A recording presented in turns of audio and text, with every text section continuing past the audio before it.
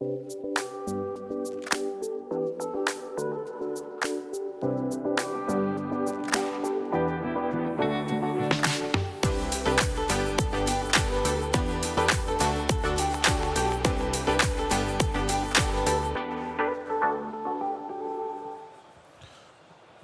et bienvenue sur ce plateau TV Énergie renouvelable et territoire du salon Bipositif 2017. Je suis Thomas Blosville, journaliste spécialisé en énergie et en environnement. Et je vais animer au nom d'Environnement Magazine ce plateau TV sur la technologie blockchain. Un plateau TV intitulé L'énergie justement face à la révolution blockchain. La blockchain, c'est annoncé comme la nouvelle rupture technologique avec un impact qui serait analogue à celui d'Internet.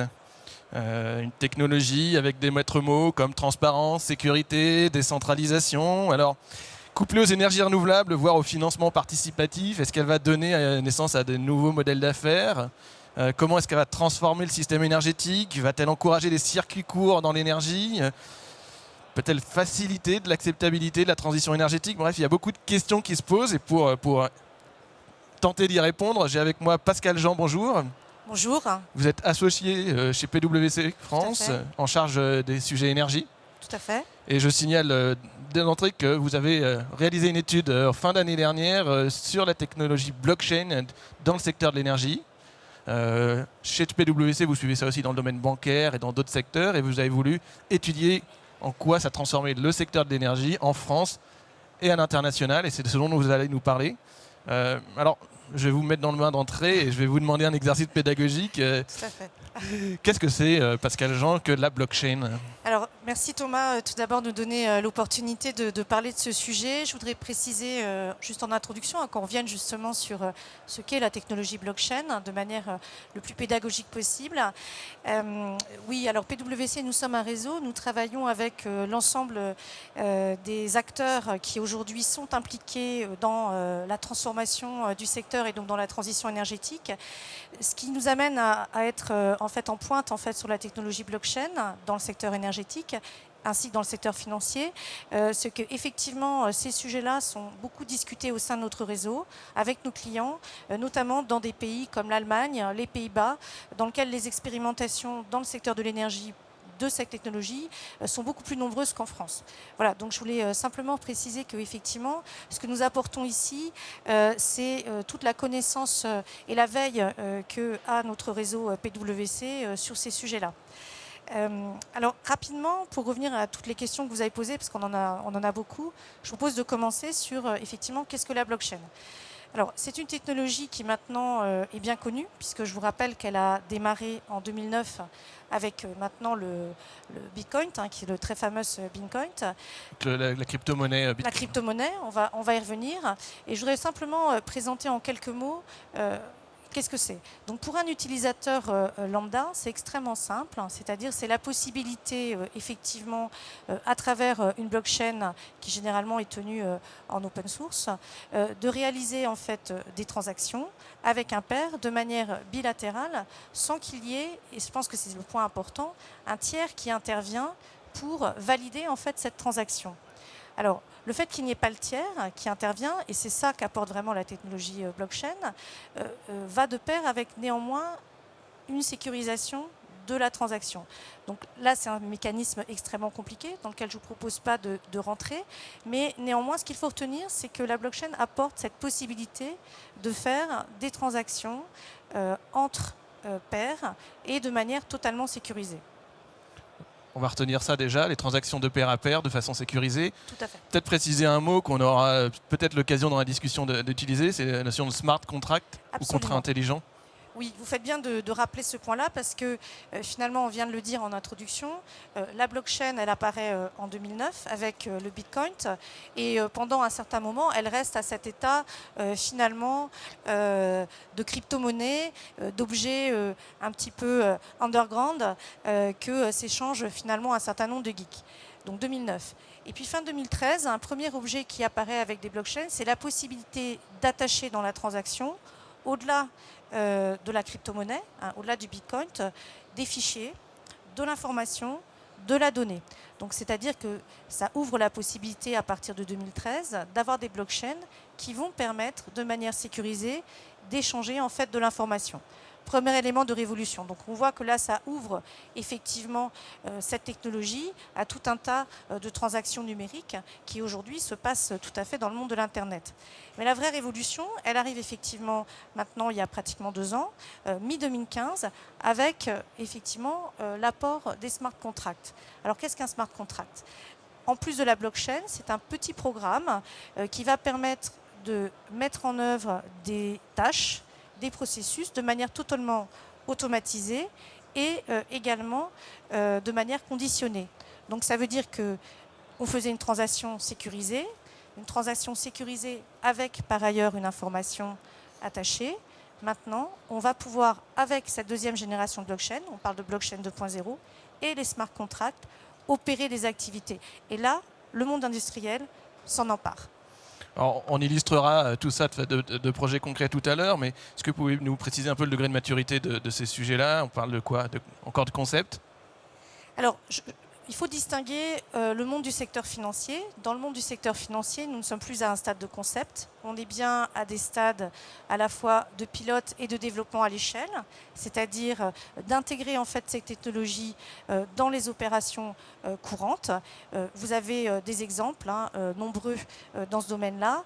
Les questions qui sont posées aujourd'hui dans le secteur financier, c'est d'abord de se dire, est-ce que ces technologies, je vais les utiliser de manière public, c'est-à-dire je vais utiliser des blockchains publiques ou est-ce que je vais utiliser des blockchains privées, mais il n'y a plus de questions dans le secteur financier sur la capacité de cette technologie d'apporter de la rupture, puisque évidemment ça permet de simplifier les processus d'échange et donc du coup de générer beaucoup d'efficacité et de réduire les coûts.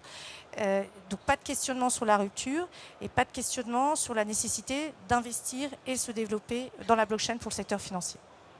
Alors, je vous propose peut-être d'illustrer ça concrètement par quelques exemples de projets. Je sais que vous en avez étudié plusieurs en France et à l'étranger. Alors, je vous laisse choisir lequel. Tout à fait. On va en citer un qui est intéressant parce que justement, il sort des échanges de monnaie ou d'échanges bilatérales.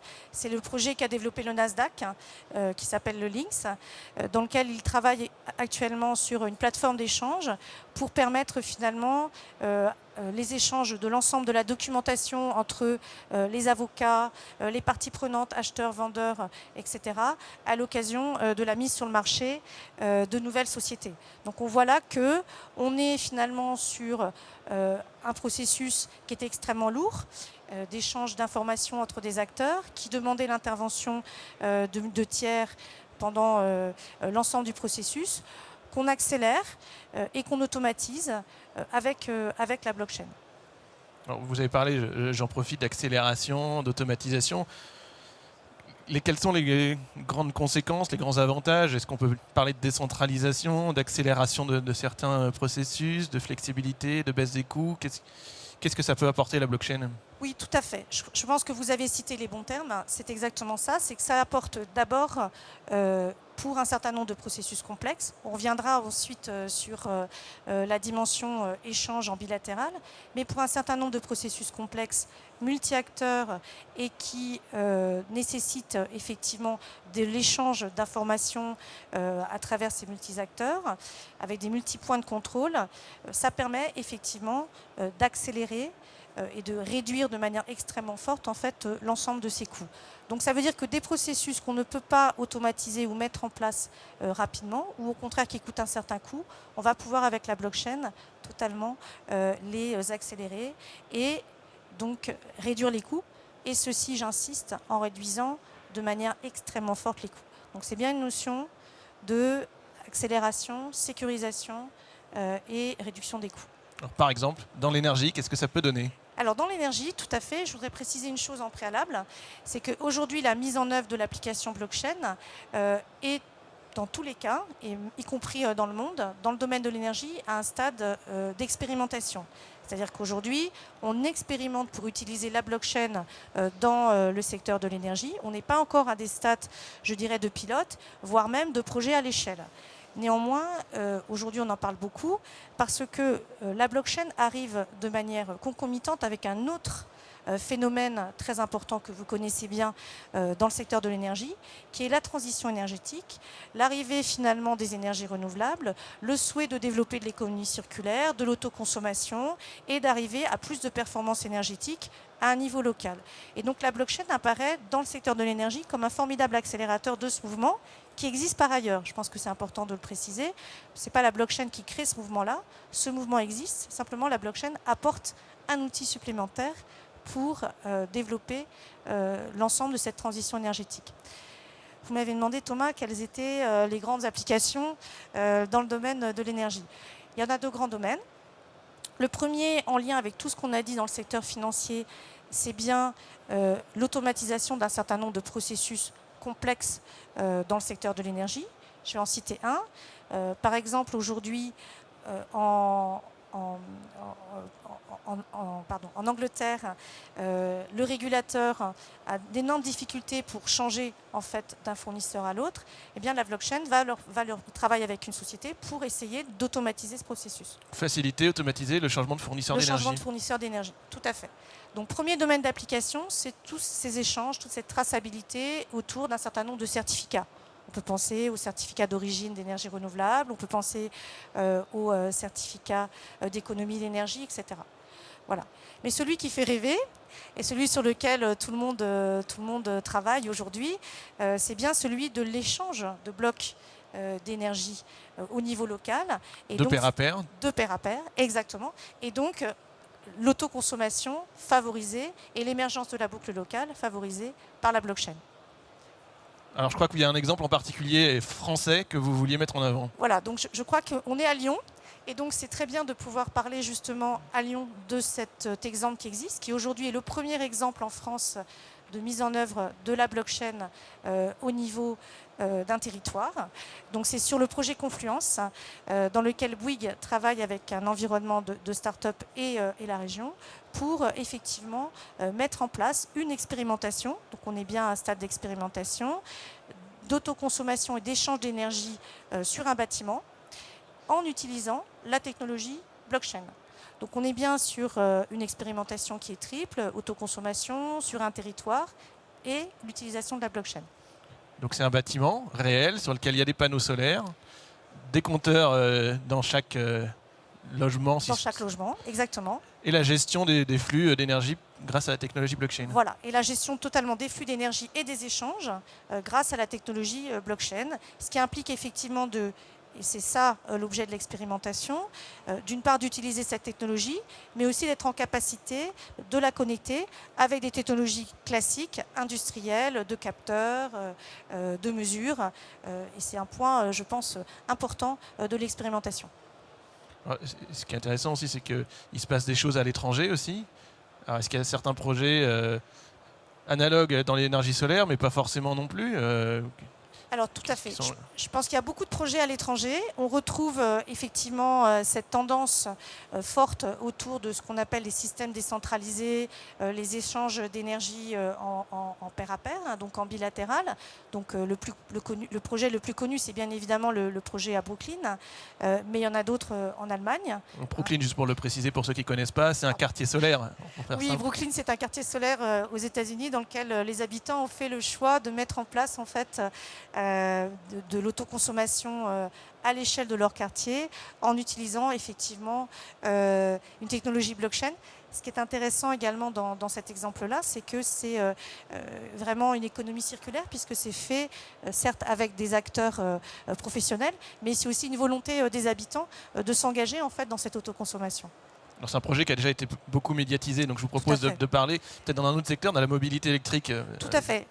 C'est tout à fait juste. Je pense qu'un des projets aussi extrêmement intéressants que l'on voit aujourd'hui en Allemagne et que l'on suit, ce sont les projets qui sont développés par Innogy. Alors Innogy, c'est la filiale de RWE qui s'est lancée dans une révolution numérique autour de toute sa transformation énergétique dont on vient parler et qui, elle, voit l'utilisation de la blockchain pour développer en fait les bornes numériques. Les bornes de recharge électrique. Il faut savoir qu'aujourd'hui, l'un des sujets difficiles de la mobilité électrique.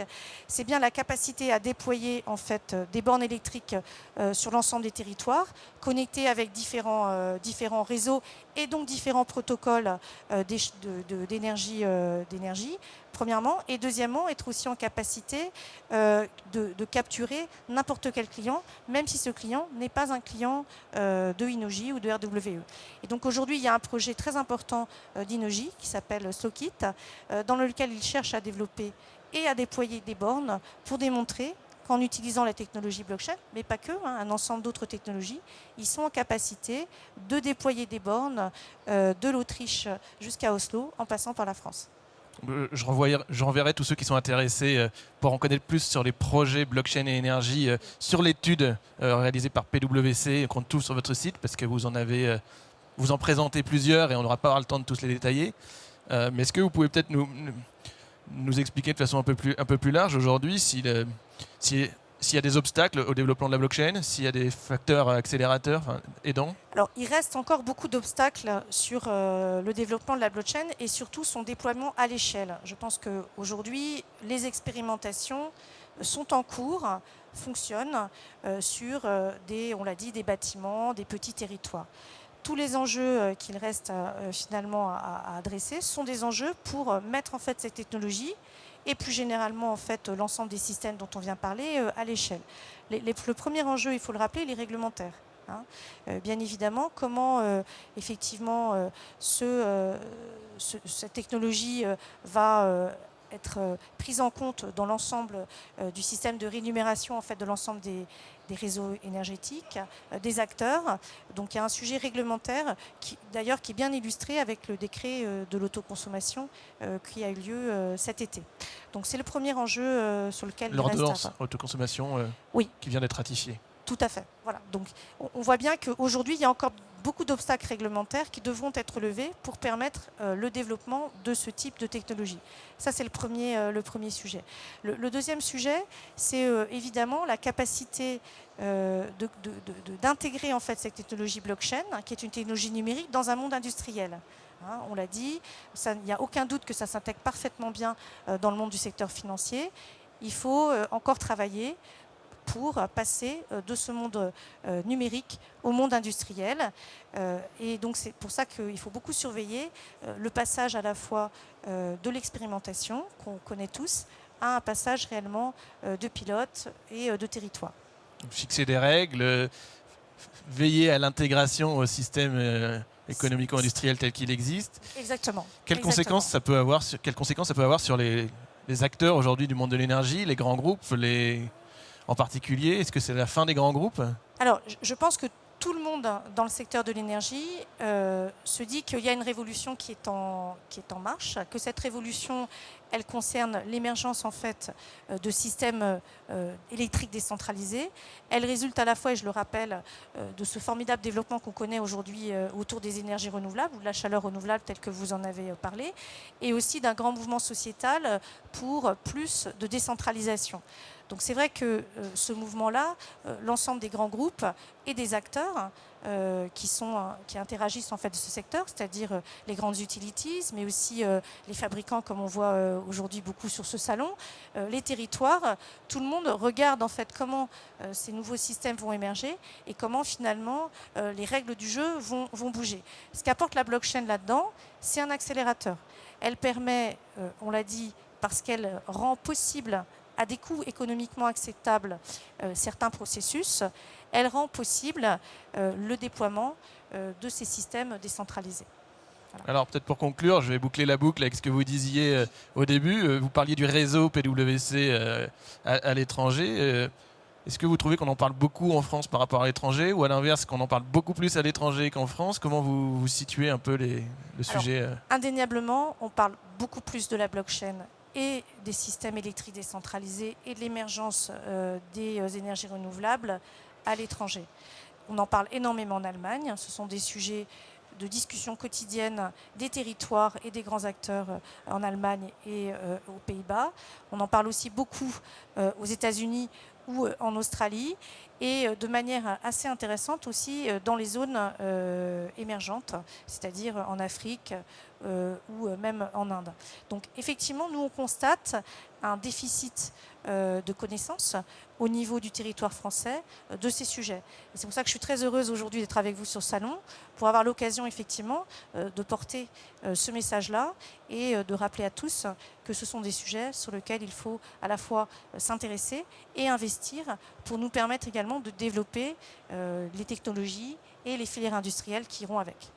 En tout cas, merci beaucoup d'être venu pour nous l'expliquer. On espère qu'on aura contribué à faire émerger un peu le sujet un peu plus en France.